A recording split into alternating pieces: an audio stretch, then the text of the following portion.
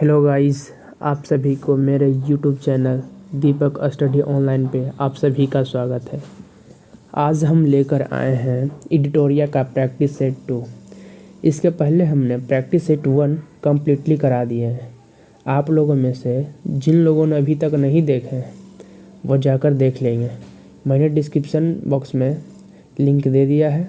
आप लोगों में से जो भी नए हैं कृपया चैनल को सब्सक्राइब और लाइक कर देंगे, ताकि जब भी हम कोई नई वीडियो बनाएं या अपलोड करें तो सबसे पहले आपके पास नोटिफिकेशन जाए। यह वीडियो जो है, जो भी बीपीएससी स्टूडेंट हैं या बीपीएसएससी का स्टूडेंट है, एसएससी, रेलवे हो, बैंकिंग हो, सीडीएस हो या एनडीए हो या कोई भी गवर्नमेंट जॉब की तैयारी कर रहे हैं, अन्य सभी प्रतियोगी परीक्षाओं के लिए यह जो है महत्वपूर्ण है। अब इसकी विशेषता क्या है? इसमें 100 प्रैक्टिस सेट दिए गए हैं टोटल, जो कि एनसीईआरटी पैटर्न पर आधारित है। और जो भी जिसे अभी यूपी पुलिस चल रहा था उसके लिए काफ़ी महत्वपूर्ण होने वाला है। बीएसएससी का एग्ज़ाम नज़दीक आ गया है, उसके लिए काफ़ी इम्पोर्टेंट होगा। चलिए तो दोस्तों स्टार्ट करते हैं प्रैक्टिस सेट 2। चलिए क्वेश्चन नंबर 1, निम्न में से कौन सा मूल अधिकार केवल भारतीय नागरिकों को ही प्राप्त है? ऑप्शन ए में है अनुच्छेद 15 जो प्रदत्त मूल अधिकार है। ऑप्शन बी अनुच्छेद 16, अनुच्छेद 19। तो इनमें से कौन सा सही होगा या उपयुक्त में से सभी? इसका राइट आंसर हो जाएगा ऑप्शन डी। क्या हो जाएगा? Option D. इनमें से सभी जो है आर्टिकल 15 भी, आर्टिकल 16 और आर्टिकल 19।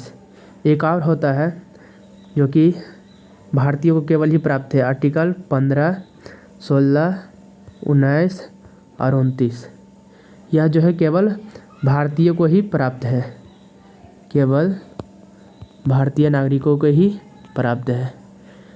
ठीक है, चलिए नेक्स्ट पर बढ़ते हैं। क्वेश्चन नंबर 2, निम्न में से निम्न कथन पर विचार करें। राज्यसभा के सदस्यों का कार्यकाल 4 वर्ष का होता है। राज्यसभा सदस्य के लिए कम से कम 35 वर्ष आयु होना आवश्यक है।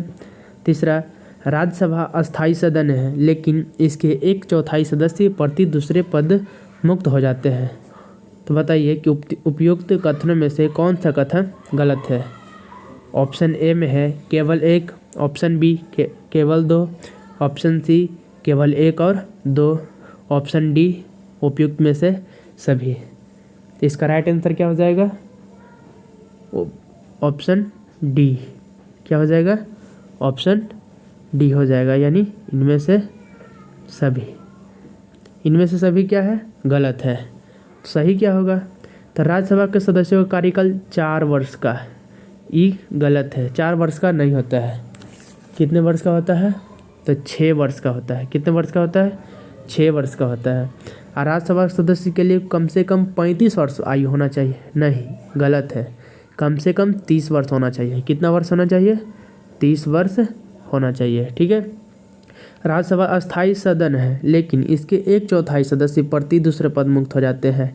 नहीं, ये भी क्या है? गलत है। 1/4 नहीं बल्कि 1/3 होता है। क्या होता है? 1/3। ये सही है, ये गलत है। ठीक है, चलिए नेक्स्ट क्वेश्चन पे बढ़ते हैं।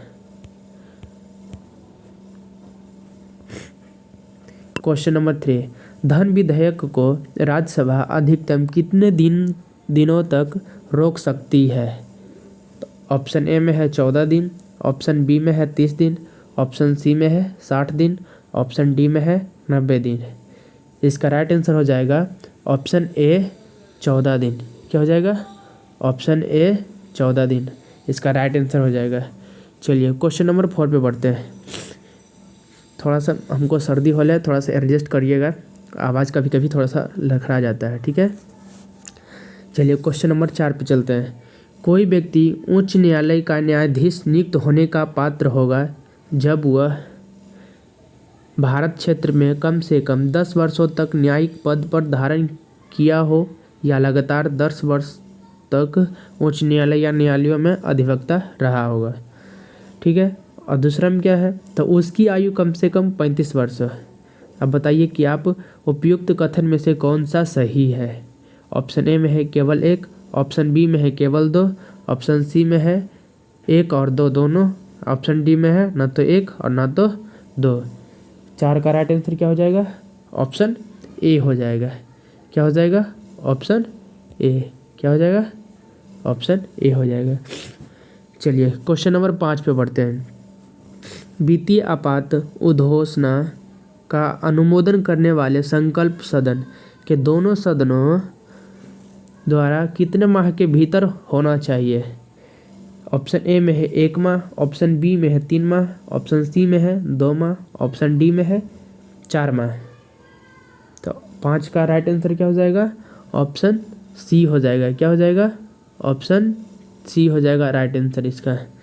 चलिए क्वेश्चन नंबर 6 पे बढ़ते हैं। भारत में पहली बार केंद्र सरकार के विरुद्ध लोकसभा में अविश्वास प्रस्ताव कब लाया गया था। तो ऑप्शन ए में है 1962 है, ऑप्शन बी में है 1963, ऑप्शन सी में है 1964, ऑप्शन डी में है 1961। तो छठा का राइट आंसर क्या हो जाएगा, ऑप्शन बी हो जाएगा। क्या हो जाएगा, ऑप्शन बी 1963 ईस्वी। क्या हो जाएगा, ऑप्शन बी 1963 ईस्वी। चलिए नेक्स्ट क्वेश्चन पे बढ़ते हैं। क्वेश्चन नंबर 7, राज्य के नीति निर्देशक तत्वों के प्रवर्तन के लिए किस अनुच्छेद में उपबंध किया गया है।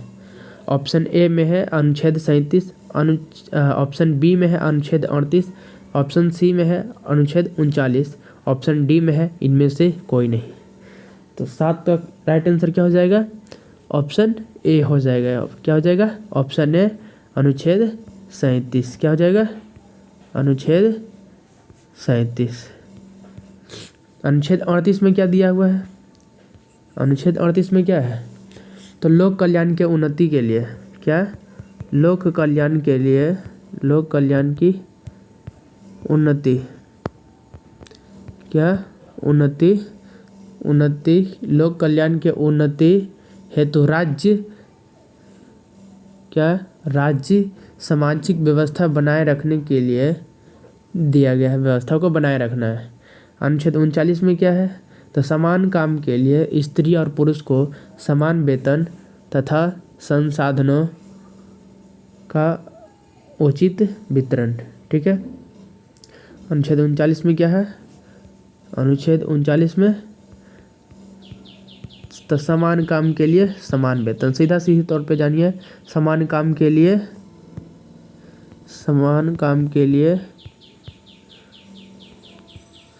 समान वेतन।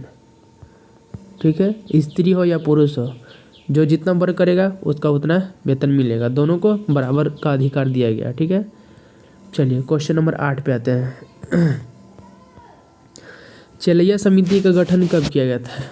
ऑप्शन ए में है 1987, ऑप्शन बी में है 1991, ऑप्शन सी में है 1992, ऑप्शन डी में है 1998। इसका राइट आंसर हो जाएगा ऑप्शन बी हो जाएगा। क्या हो जाएगा, ऑप्शन बी हो जाएगा 1991 ईस्वी। कब हो गया, 1991 ईस्वी में। ठीक है, चलिए अगला बढ़ते हैं क्वेश्चन नंबर 9 पे। निम्न में से किस क्रांति का संबंध कोको उत्पादन या चमड़ा उत्पादन से है। इसका राइट आंसर क्या हो जाएगा, इसका राइट आंसर हो जाएगा ऑप्शन ए हो जाएगा। क्या हो जाएगा, भोरी क्रांति। क्या हो जाएगा, भोरी क्रांति। ठीक है, भोरी क्रांति हो जाएगा। ठीक है, चलिए क्वेश्चन नंबर 8 पे आते हैं, 10 पे। एक धन जो आसानी से विदेश से आता है लेकिन आसानी से चला जाता है, इसे इस प्रकार से जाना जाता है, बताइए। ऑप्शन ए में है हार्ड मनी, ऑप्शन बी में है सॉफ्ट मनी, ऑप्शन सी में है चीप मनी, ऑप्शन डी में है हॉट मनी। 10वां का राइट आंसर क्या हो जाएगा 10वां का राइट आंसर हो जाएगा ऑप्शन डी हो जाएगा हॉट मनी। क्या हो जाएगा, हॉट मनी, हॉट मनी। ठीक है, हॉट मनी। चलिए क्वेश्चन नंबर 11 पे। गन्ने का उत्पादन और पारिश्रमिक मूल्य अनुमोदित करता है? ऑप्शन ए में है आर्थिक मामलों पर कैबिनेट समिति, ऑप्शन बी में कृषि लागत और कीमतों के लिए आयोग, ऑप्शन सी विपणन और निरीक्षण निदेशालय कृषि मंत्रालय, ऑप्शन डी कृषि उपज मंडी समिति। 11 का राइट आंसर हो जाएगा ऑप्शन ए हो जाएगा। क्या हो जाएगा? ऑप्शन ए हो जाएगा, आर्थिक मामलों पर कैबिनेट समिति। क्या हो जाएगा? ऑप्शन ए आर्थिक मामलों पर कैबिनेट समिति। क्वेश्चन नंबर 12, असहयोग आंदोलन में कौन सा कार्यक्रम शामिल नहीं है? ऑप्शन ए सरकारी पदों का त्याग, ऑप्शन बी विदेशी माल का बहिष्कार, ऑप्शन सी अदालतों का वकीलों द्वारा बहिष्कार, ऑप्शन डी सरकारी वाहनों से यात्रा करने पर पाबंदी। 12 का राइट आंसर हो जाएगा ऑप्शन डी हो जाएगा। क्या हो जाएगा? ऑप्शन डी सरकारी वाहनों से यात्रा करने पर पाबंदी। क्या हो जाएगा? सरकारी वाहनों से यात्रा करने पर पाबंदी। चलिए क्वेश्चन नंबर 13 पे, दांडी मार्च की समाप्ति किस तिथि को हुई थी? बताइए। ऑप्शन ए में है 30 मार्च 1930, 12 मार्च 1930, 6 अप्रैल 1930, 5 अप्रैल 1930। 13 का राइट आंसर क्या हो जाएगा? Option C. क्या हो जाएगा? ऑप्शन सी। दांडी मार्च की समाप्ति कब हुई थी? तो 6 अप्रैल 1930 ईस्वी को। दांडी मार्च की समाप्ति कब हुई? 6 अप्रैल 1930 को। चलिए अगला क्वेश्चन 14 पे आते हैं। गांधी के जीवन काल में घटी निम्न घटनाओं का कालक्रम सही नहीं है। ऑप्शन 4 को दिया गया है, जिसमें से बताना है कि कौन सी घटना गांधी जी के काल में नहीं है। ठीक है। चौरा चौरी की घटना कब हुई थी? 5 फरवरी 1922। सही है। ठीक है। द्वितीय गोलमेज सम्मेलन 7 सितंबर 1931। 7 सितंबर 1931 ये भी सही है। ठीक है। पूना समझौता 24 सितंबर 1932 ये भी सही है। भारत छोड़ो आंदोलन 23 मार्च 1942 नहीं, ये क्या है? गलत है। तो इसका राइट आंसर कौन हो जाएगा? तो ऑप्शन डी हो जाएगा इसका राइट आंसर। क्या हो जाएगा? Option D. चलिए क्वेश्चन नंबर 15 पे आते हैं। आज़ाद हिंद फौज के साथ सुभाष चंद्र बोस ने सिंगापुर में स्वतंत्र भारत की अस्थायी सरकार का गठन कब किया? ऑप्शन ए में है 16 अक्टूबर 1943, ऑप्शन बी 21 अक्टूबर 1943, ऑप्शन सी 6 नवंबर 1943, ऑप्शन डी में इनमें से कोई नहीं। 15 का राइट आंसर क्या हो जाएगा? ऑप्शन बी हो जाएगा 21 अक्टूबर 1943। क्या हो जाएगा? 21 अक्टूबर 1943 को। ठीक है। चलिए क्वेश्चन नंबर 16, सती प्रथा का उन्मूलन किया गया। सती प्रथा का उन्मूलन कब किया गया? ऑप्शन ए में 1828 के नियम 12 के द्वारा, ऑप्शन बी में है 1829 के नियम 17 के द्वारा, ऑप्शन सी 1828 के नियम 17 के द्वारा, 1829 के नियम 12 के द्वारा।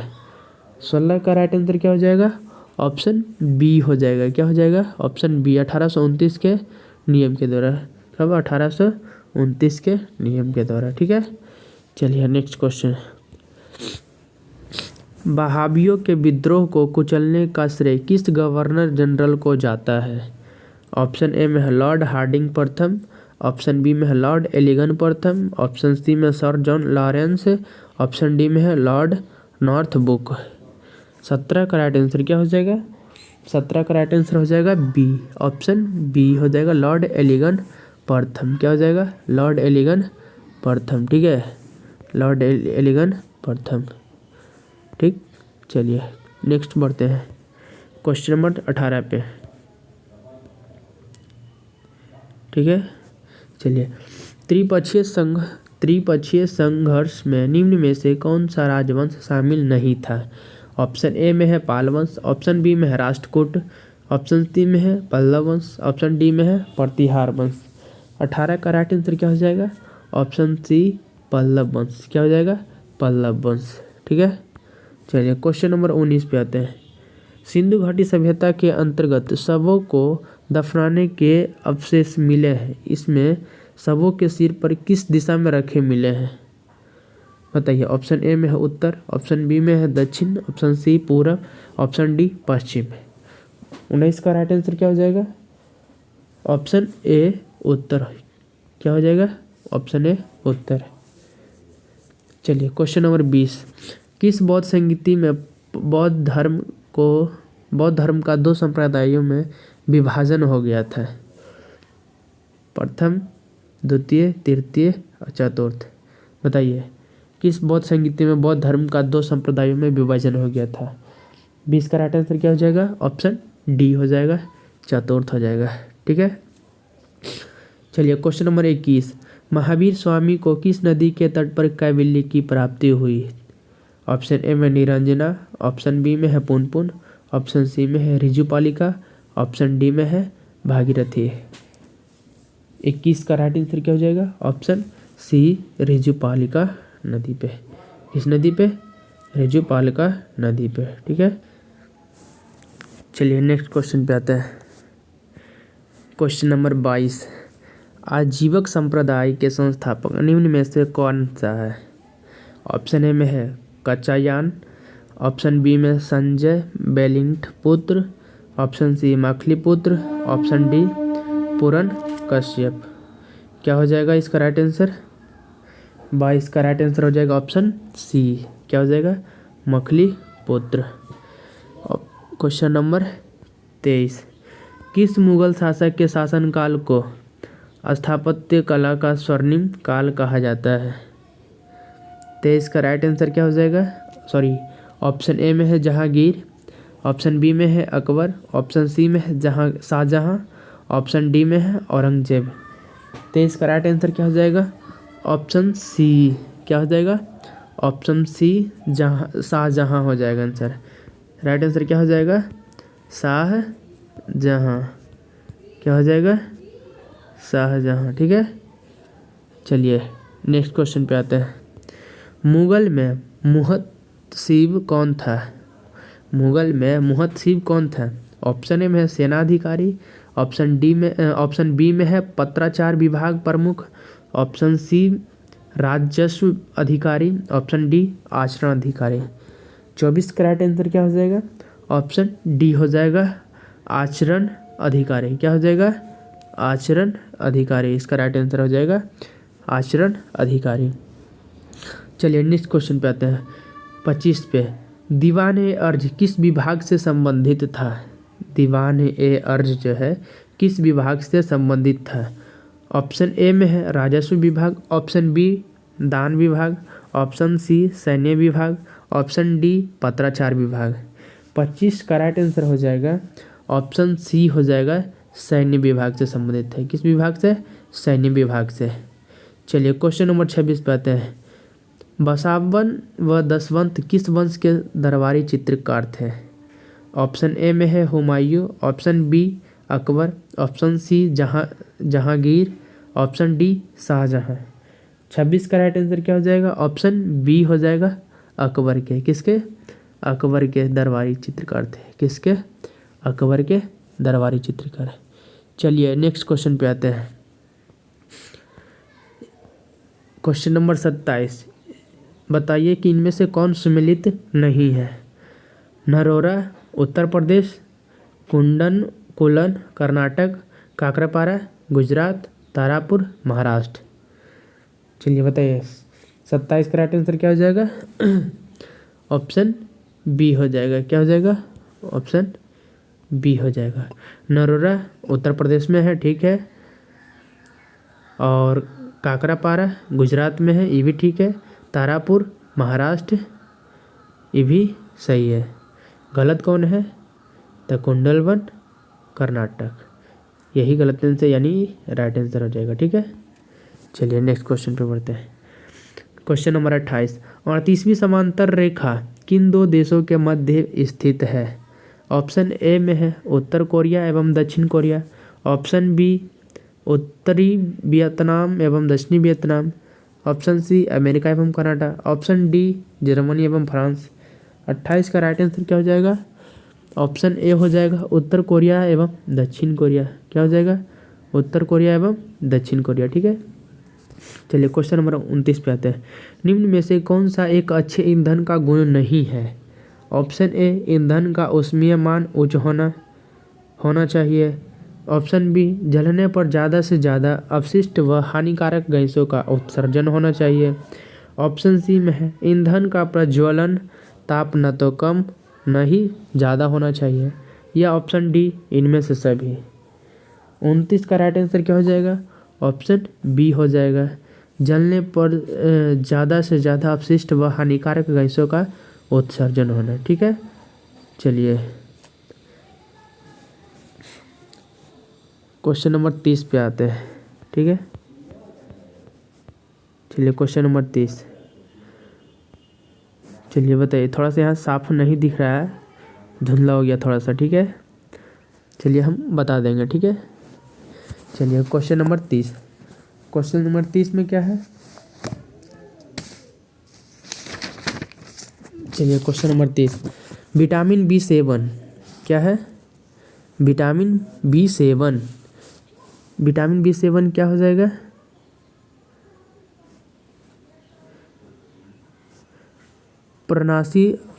पर्णाशी अरक्ता होना। क्या है? पर्णाशी अरक्ता होना।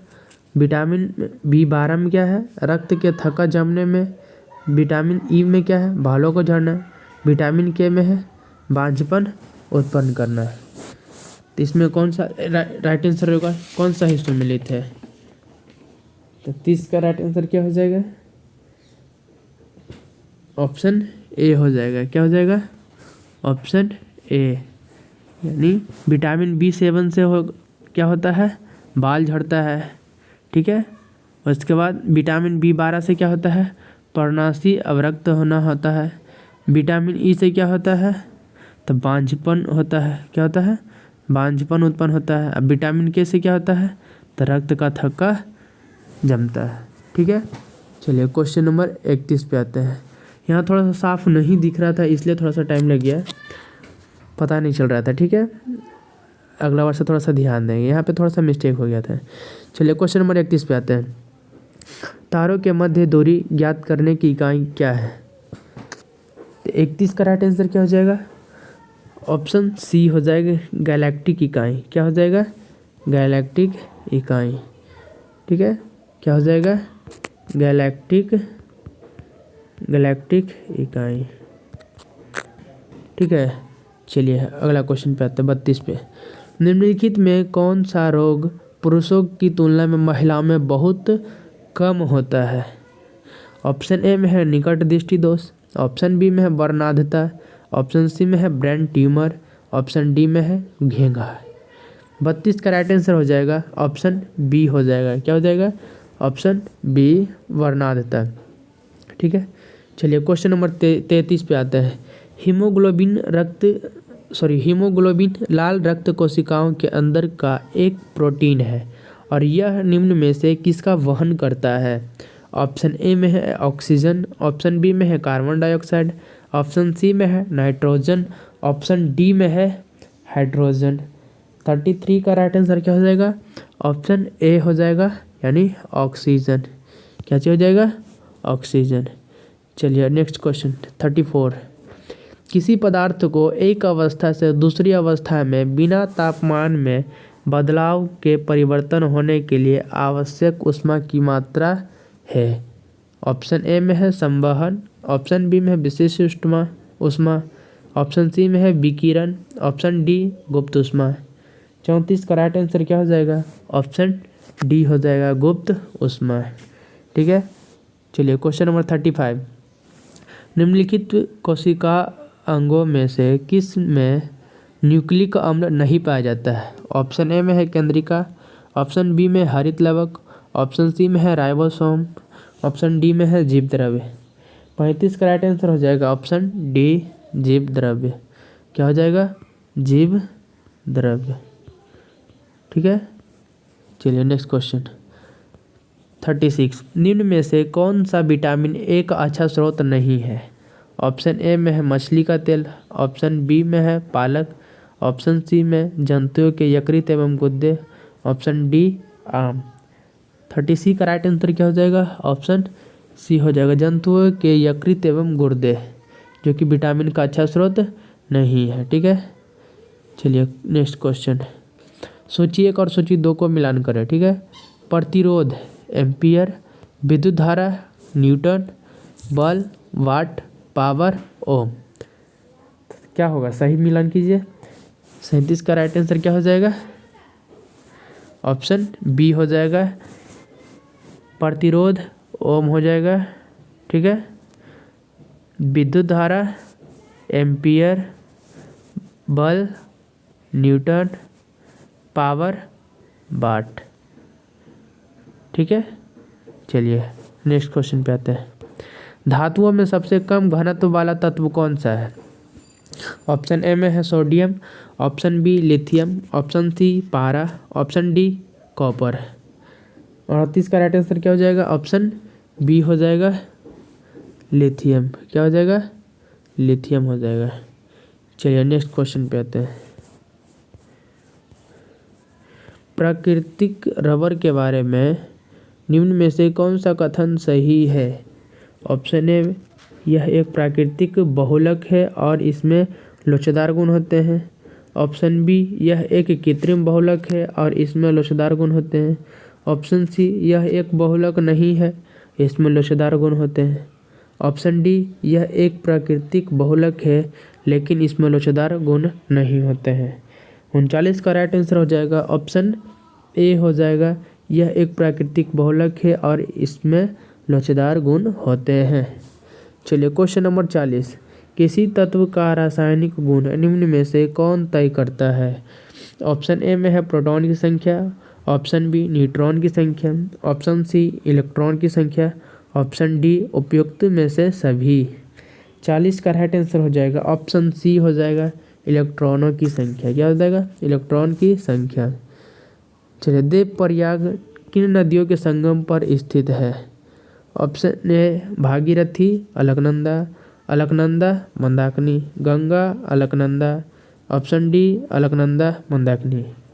41 का राइट आंसर हो जाएगा भागीरथी अलकनंदा, ठीक है। चलिए क्वेश्चन नंबर 42। निम्नलिखित में से किस राज्य से कर्क रेखा बीचों बीच गुजरती है। Option A Chhattisgarh, option D Jharkhand, option C Madhya Pradesh, option D Paschim Bengal. बताइए। 42 का राइट आंसर हो जाएगा ऑप्शन सी हो जाएगा। क्या हो जाएगा, ऑप्शन सी मध्य प्रदेश के बीचों बीच रेखा गुजरती है, ठीक है। चलिए 43। निम्नलिखित में कहाँ सर्वाधिक जैव विविधता पाई जाती है। ऑप्शन ए में है सवाना घास का स्थल, ऑप्शन बी में टुंड्रा बायोम, ऑप्शन सी उष्णकटिबंधीय वर्षा वन, ऑप्शन डी मैंग्रोव वन। 43 का राइट आंसर हो जाएगा उष्णकटिबंधीय वर्षा वन में पाया जाता है। कहाँ पाया जाता है, उष्णकटिबंधीय वर्षा वन में, ठीक है। चलिए 42। निम्नलिखित में कौन सुमेलित नहीं है, यानी कौन गलत है, इसमें पहचान करना, ठीक है। ऑप्शन ए में है बांधवगढ़ राष्ट्रीय उद्यान मध्य प्रदेश, ऑप्शन बी रेहला राष्ट्रीय उद्यान, ऑप्शन सी बांदीपुर राष्ट्रीय उद्यान, ऑप्शन डी सिमलीपाल राष्ट्रीय उद्यान ओडिशा। 44 का राइट आंसर हो जाएगा ऑप्शन बी। क्या हो जाएगा, ऑप्शन बी, यानी यही सुमेलित नहीं है और बाकी सब क्या है, सुमेलित है, ठीक है। बांधवगढ़ राष्ट्रीय उद्यान मध्य प्रदेश में है, ठीक है, और बांदीपुर राष्ट्रीय उद्यान कर्नाटक में, ठीक है, सिमलीपाल उड़ीसा में, ठीक है। कौन सही नहीं है, तो रोहिला राष्ट्रीय उद्यान सही नहीं है, पर इसके अकॉर्डिंग सही आंसर क्या हो जाएगा, ऑप्शन बी हो जाएगा, ठीक है। चलिए क्वेश्चन नंबर 45। निम्नलिखित में कौन शीत महासागरीय जलधारा नहीं है। Option A Benguela, option B Humboldt, option C Labrador, option D Agulhas. 45 का राइट आंसर क्या हो जाएगा, ऑप्शन डी हो जाएगा अग्लूहास हो जाएगा। क्या हो जाएगा, अग्लूहास। चलिए 46 क्वेश्चन नंबर। निम्नलिखित में किस नदी को दक्षिण भारत की गंगा कहा जाता है। ऑप्शन ए में है गोदावरी, ऑप्शन बी में है कावेरी, ऑप्शन सी है वैगई, ऑप्शन डी है कृष्णा। 46 का राइट आंसर क्या हो जाएगा, ऑप्शन बी। दोस्तों कृपया चैनल को सब्सक्राइब करते जाइएगा, जब आप लोग सपोर्ट करते हैं तब हम लोग का हिम्मत बढ़ता है, ठीक है। इसलिए लाइक और सब्सक्राइब करते रहें और शेयर करते रहें, ठीक है। और जहाँ भी आपको कोई समझने में परेशानी हो तो प्लीज़ कमेंट करिएगा, ठीक है। या कोई भी कुछ नया चीज़ चाहिए तो कमेंट कीजिएगा, उसका तुरंत रिप्लाई मिलेगा, ठीक है। चलिए 46 हो गया है। चलिए 46 क्वेश्चन लगता है पढ़ दिए हैं, ठीक है। चलिए फिर से एक बार पढ़ देते हैं। निम्नलिखित में से किस नदी को दक्षिण भारत की गंगा कहा जाता है? तो गोदावरी ऑप्शन बी में है, कावेरी ऑप्शन सी में है, वैगई ऑप्शन डी में है, कृष्णा। 46 का राइट आंसर क्या हो जाएगा? ऑप्शन बी कावेरी नदी, ठीक है। चलिए क्वेश्चन नंबर 47। प्रशांत महासागर क्षेत्र में रिंग ऑफ फायर किसके लिए जाना जाता है? भूकंप के लिए, ऑप्शन बी में है ज्वालामुखी, तूफान, जंगल की आग। तो ऑप्शन ए में है 1 और 4 होगा, ऑप्शन बी 1 और 2, ऑप्शन सी 1 2 4, ऑप्शन डी केवल 1। तो 47 का राइट आंसर हो जाएगा ऑप्शन बी हो जाएगा 1 और 2, यानी भूकंप भी है और ज्वालामुखी, दोनों को रिंग ऑफ फायर के नाम से जाना जाता है, ठीक है। चलिए 47 तो हो गया। 48 पे आते हैं। निम्नलिखित में कौन सही सुमेलित नहीं है? ऑप्शन ए टकला मकान, चाइना। क्या है? चाइना, ये भी सही है। थार भारत राजस्थान में है, जो कि सही है। आटाकामा चिली, ये भी सही है। गिब्सन अफ्रीका, ये गलत है। राइट आंसर क्या हो जाएगा? तो ऑप्शन डी हो जाएगा। क्या हो जाएगा? ऑप्शन डी हो जाएगा। चलिए 49। प्रतिरोधात्मक या घर्षणात्मक बेरोजगारी है। ऑप्शन ए में है एक ही बेरोजगार में आवश्यकता से अधिक श्रमिकों या व्यक्तियों का होना। ऑप्शन बी में है श्रमिकों व्यक्तियों को उनकी योग्यता के अनुसार बहुत निम्न स्तर का कार्य मिलना। ऑप्शन सी में है व्यवसाय या रोजगार परिवर्तन की प्रक्रिया के दौरान श्रमिक व्यक्ति का कुछ समय के लिए बेरोजगार होना। ऑप्शन डी में है इनमें से सभी। 49 का राइट आंसर क्या हो जाएगा? ऑप्शन सी हो जाएगा। क्या हो जाएगा? ऑप्शन सी, व्यवसाय रोजगार परिवर्तन की प्रक्रिया के दौरान श्रमिक व्यक्ति का कुछ समय के लिए बेरोजगार होना है। चलिए क्वेश्चन नंबर 50। न्यूनतम समर्थन मूल्य एमएसपी के बारे में निम्नलिखित कथनों पर विचार करें। ऑप्शन नहीं है, नंबर है। एक में है कि न्यूनतम समर्थन मूल्य आर्थिक मामलों की मंत्रिमंडलीय समिति द्वारा प्रस्तावित की जाती है। दूसरा में है कि न्यूनतम समर्थन मूल्य कृषि लागत एवं मूल्य आयोग द्वारा अनुमोदित की जाती है। बताइए कि ऑप्शन ए में है केवल 1, ऑप्शन बी में है केवल 2, ऑप्शन सी 1 और 2, ऑप्शन डी ना तो 1 और ना ही 2। 50 का राइट आंसर हो जाएगा केवल 1 और 2 दोनों हो जाएगा, यानी दोनों क्या है? सही है, ठीक है। चलिए आज प्रैक्टिस सेट पूरा 2 कंप्लीट हो गया है। 50 क्वेश्चन एक सेट में रहता है, जो कि 50 के कंप्लीट पूरा करा दिए हैं, ठीक है। ऐसे ही वीडियो पे बने रहें कृपया, डेली एक सेट डेली लाएंगे, ठीक है। कल प्रैक्टिस सेट 1 हुआ था, जो नहीं देखे हैं कृपया पिछले वीडियो जाके देख लें, तब नेक्स्ट वीडियो में एंट्री करेंगे, ठीक है। यहाँ देखिए कुछ अस्मरणीय तथ्य दिया गया है, ठीक है। अस्मरणीय तथ्य दिया गया है, कुछ मतलब इम्पोर्टेंट जो रहता है ना, वो अस्मरणीय तथ्य में दे दिया जाता है, ठीक है। इसको भी करवा देते हैं, ठीक। जैसे कि है प्रमुख दर्शन एवं उसके प्रवर्तक के बारे में दिया गया है। इधर जो है दर्शन दिया गया है और इधर प्रवर्तक है। अब बताइए कि योग दर्शन के प्रवर्तक कौन थे? तो पतंजलि थे। कौन थे? पतंजलि थे, ठीक है। न्याय दर्शन के कौन थे? तो गौतम थे, गौतम बुद्ध। सांख्य दर्शन के प्रवर्तक कौन थे? तो कपिल थे। चारवाक के कौन थे? तो चारवाकी थे। वैशेषिक के कौन थे? तो वैशेषिक के कौन हो जाएंगे? तो कनाद हो जाएंगे। कौन हो जाएंगे? कनाद। ऑप्शन सी पूर्व मीमांसा क्या हो जाएगा? जैमिनी हो जाएगा, ठीक है। उत्तर मीमांसा वादरायण। चलिए ठीक है। उसके बाद है कि विभिन्न संप्रदाय एवं उनके संस्थापक है। यानी संप्रदाय दिया गया इधर, इधर संस्थापक है। बताइए आजीवक संप्रदाय के संस्थापक कौन थे? तो मखलीपुत्र गोसाल थे। कौन थे? मखलीपुत्र गोसाल। ठीक है। बताइए अनिश्चयवादी के संस्थापक कौन थे? तो संजय बेटलिपुत्र। कौन थे? संजय बेटलिपुत्र। भौतिकवादी संप्रदाय के संस्थापक कौन थे? तब पकुद कच्चायन।